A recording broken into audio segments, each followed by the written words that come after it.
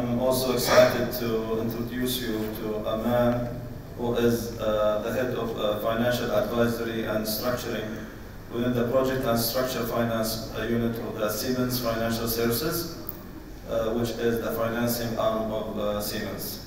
His sectoral focuses are industry and infrastructure. Please join me welcoming Mr. Mark Robert Sontag.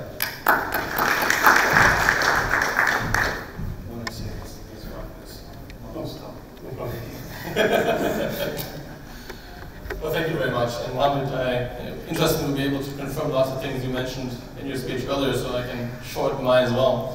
First of all, I'd like to thank you for being here and speak to you today. I feel it to be a privilege to be in Dubai.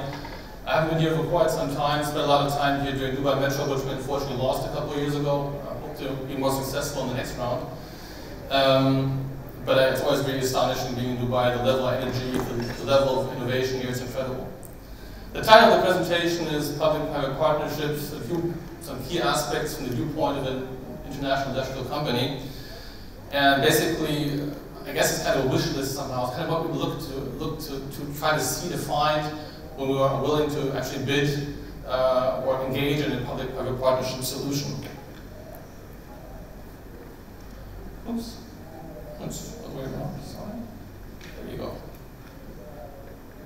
I'll basically, I've kind of structured the discussion in 4 main sections. I want to take a step, first I want to take a step back a little bit, put PPP into the context of mega trends which are being experienced in the world and the requirements of sustainable infrastructure.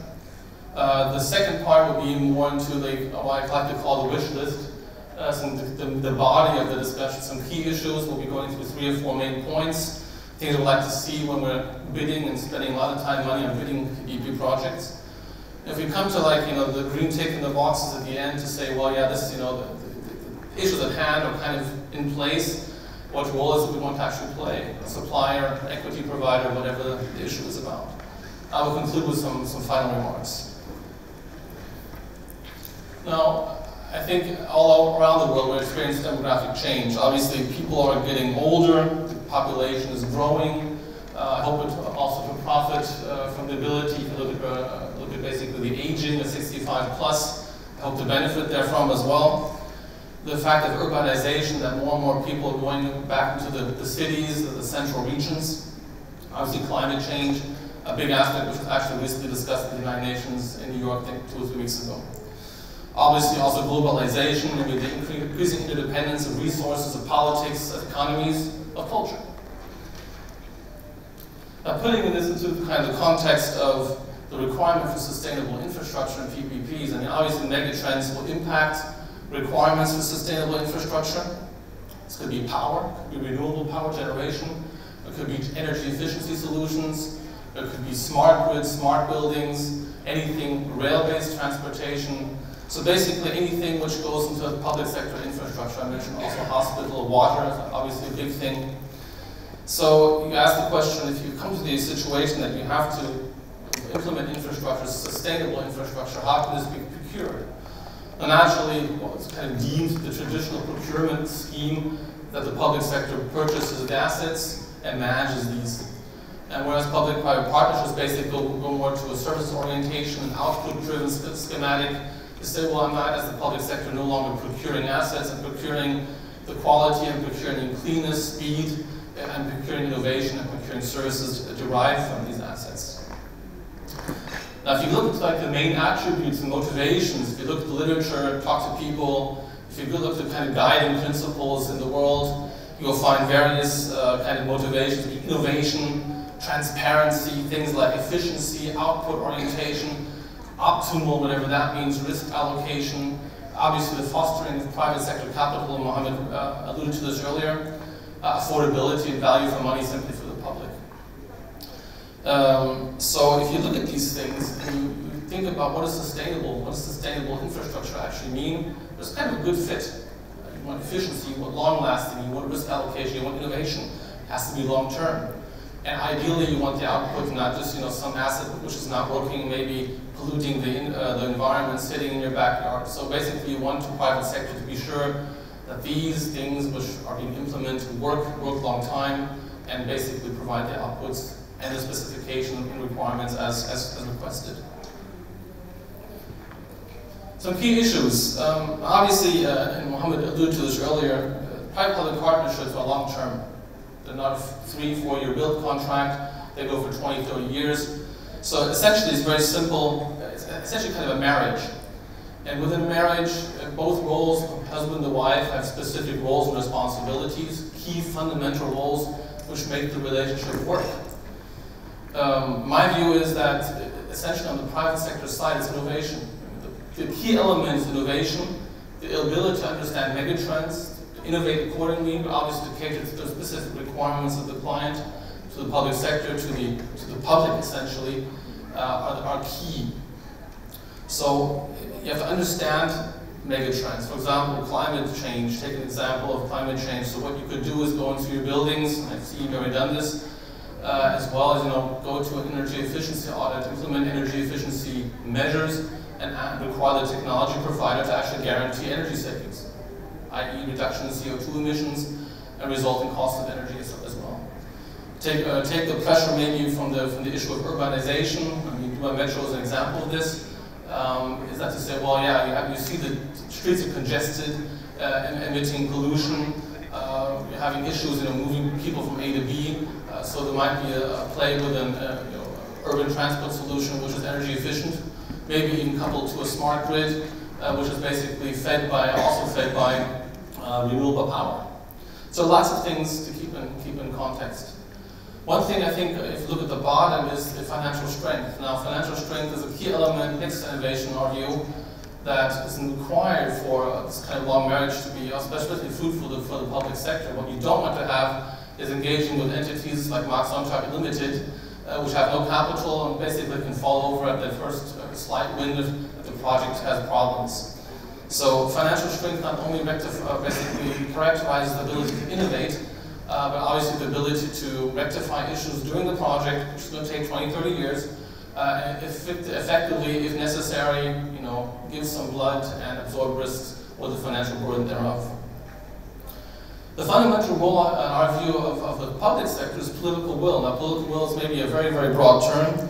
It's the willingness to assess, to define, to prioritize infrastructure needs, and in the end, to procure this via PPP solution. In this case, maybe I would like to talk a little bit more about these 4 elements on the orange side, which kind of will lead through the main part of the presentation. The one is political will, kind of broadly defined by the 5 characteristics I've stated above here. There has to be a clear output for the services provided. I mean, we come across projects which actually make no sense, even although they might be wanted, we kind of doubt the necessity, the seriousness thereof. The second is broad backing of stakeholders. Now, essentially, the people will be people using the services. So that the ideal, there has to be government behind this. There has to be government administration behind this. People who might live near to the project. Companies who might be thinking about location politics, where to put their companies, but also maybe groups, interest groups like Greenpeace or whatever. But because what you don't want to have during the implementation of a project or the operational phase is some kind of Damocles sword hanging above the project, requiring massive changes in scope and requirements, which obviously in your own project management here lead to maybe delays, obviously scope creep or things like project delays or cost increases. One big thing that Mohammed alluded to earlier was the regulatory framework. It has to be in place. Lots of countries, you mentioned Kuwait, have PPP laws in place, have regulatory frameworks, have guiding principles, have entities kind of govern these kinds of structures and processes. This is something we'd like to see.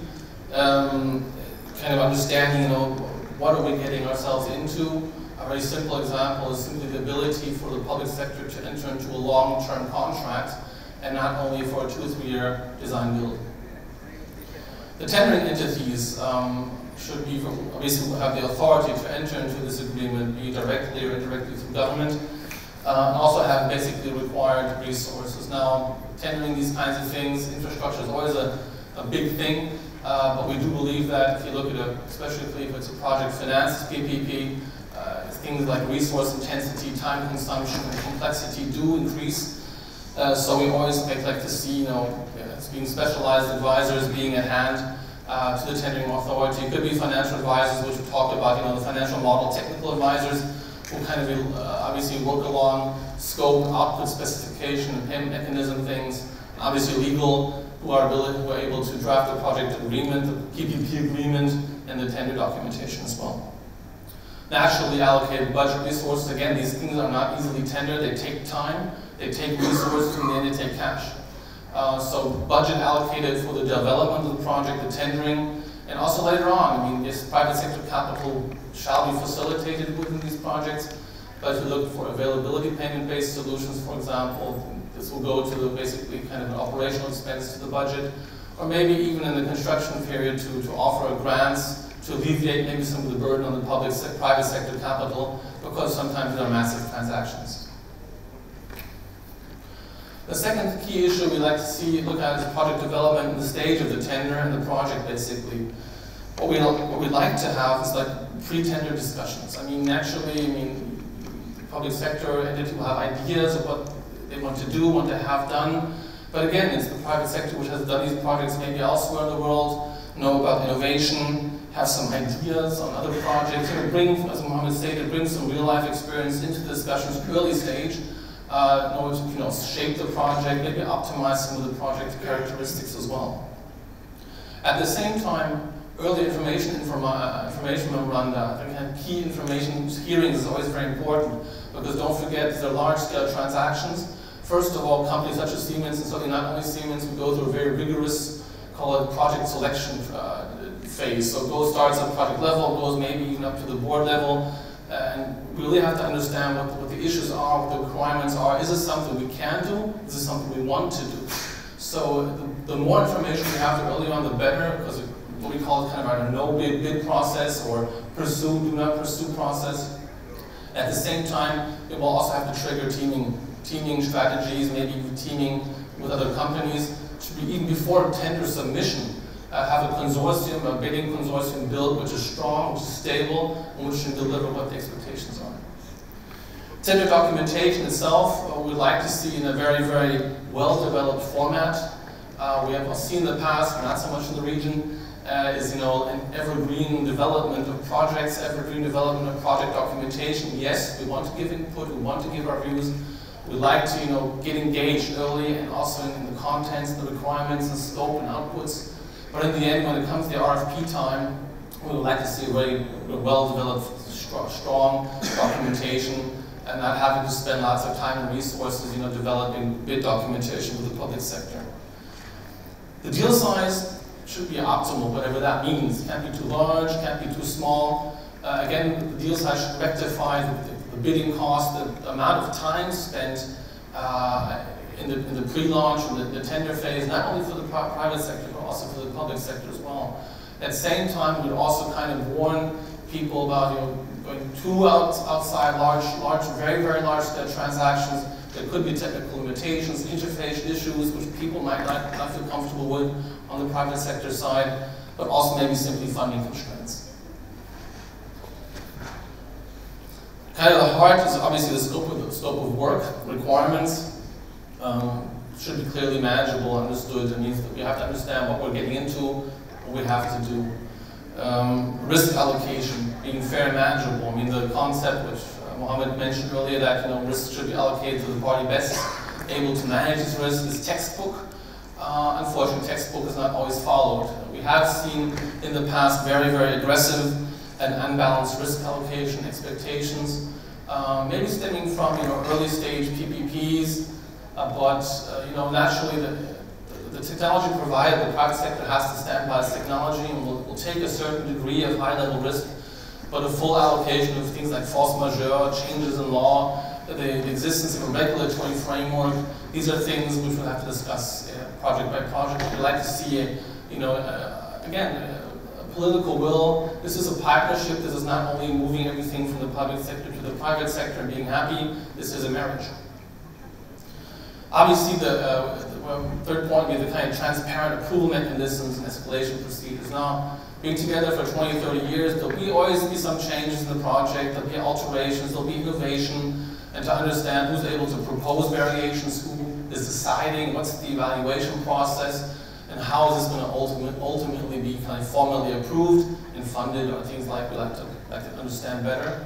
At the same time, there will always be disputes or differences of opinion in a marriage, so we always like to see kind of a forum, ability to settle things amicably, ideally out of court. So things like high-level steering committees at top management level, mediation, arbitration outside the country of the project, are kind of mechanisms which are preferential to our view. Last but not least, tender philosophy. We welcome multi-step bidding solutions. So, you know, if there are 10 tenders out there interested in a large-scale project, to downsize to 4 or 5 bidders, and then move from there maybe to two entities, and obviously selecting a preferred bidder. Perfect review from our side. Criteria such as technical ability, presence in the region, financial strength are, in our view, the key elements for pre-tendering. Dialogue, again, is important also during the tender phase. Now, obviously, any dialogue during the actually tendering phase has to be put into a context not to harm or to hinder real competition. But again, we think that, you know, the tendering authority engaging with the bidders and dialogue to understand, well, then we can tweak this a little bit, we can tweak that and optimize project scope requirements, maybe project characteristics, can only be beneficial for both parties. We regularly see financial strength being part of the pre-tender requirements, and that's obviously how you choose the first 5 companies who actually bid this thing. But we do believe that financial strength is a relevant parameter in the actual tender evaluation. Again, it's the ability not only to innovate, but you want to be partnering with someone who's going to be likely to be around for a longer period of time. Yes, the PPP agreement will look for, you know, things like retendering or restructuring in the case of some default. But in the end, everybody wants the project to stand, to work, and to provide the outputs as planned. And if maybe there might be a problem, to have the ability that, you know, someone actually steps in and tries to rectify the issue. In terms of transparent evaluation criteria and weighting of such a thing is clear. We have to know what we are being evaluated against, where the focus points are, where the weightings. Is it more price? Is it more technology? Is it balance? Is it financial strength? We have to really understand what the evaluation parameters are. Now, what we also like to see is a degree of cost compensation. I mentioned earlier that bidding these things is very time-consuming, very cost-consuming, very intensive, resource-intensive, and typically we have to put our best people at this, meaning we take our best people out of other projects. And obviously the tendering authority wants to increase competition to the last minute. So we do think that, you know, the runner-up should be kind of, you know, incentivized to really put to the end, even if he or she believes that, no, maybe not win this time, to really, you know, create competition, but also to compensate the runner-up being able to standing there and, you know, assisting in creating this kind of competition. Coming basically to the role, I think I have like my 4 tick in the boxes. So we see the political will, we see the project is developed, the documentation is in place, regulatory framework is there, the risk allocation is sensible to us. These are things we make our tick in the boxes and say, great, okay, fantastic, this looks good, I have a team, but what are the roles I want to play? Now naturally I can, you know, work at the subcontractor, subsystems, what I call here, subservices, subsystems level. So essentially I'm doing nothing else than as a subcontractor, providing to a higher level contractor, maybe product, maybe subservices. This is all fine. In this case, I'll typically not be so much involved in the PPP activity at the highest level. However, we do like to understand what's going on up there. Because first of all, a high-level subcontractors will be putting down risks on a basically back-to-back basis, maybe to the subcontractors. And I also want to understand, are there issues maybe, for example, in the tender procedure, which might delay financial close? So these kind of things, we have to understand what's going on at the top.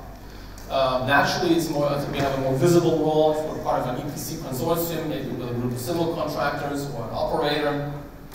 Then we'll be very, very much engaged in the discussions of the PPP agreement, the documentation, not only with a special purpose company, the single purpose company, as often it's called as well. We would also sit at the table with the governing entity, with the tendering authority, to understand, to engage in discussions of scope, requirements, etc., and not only through the SPC.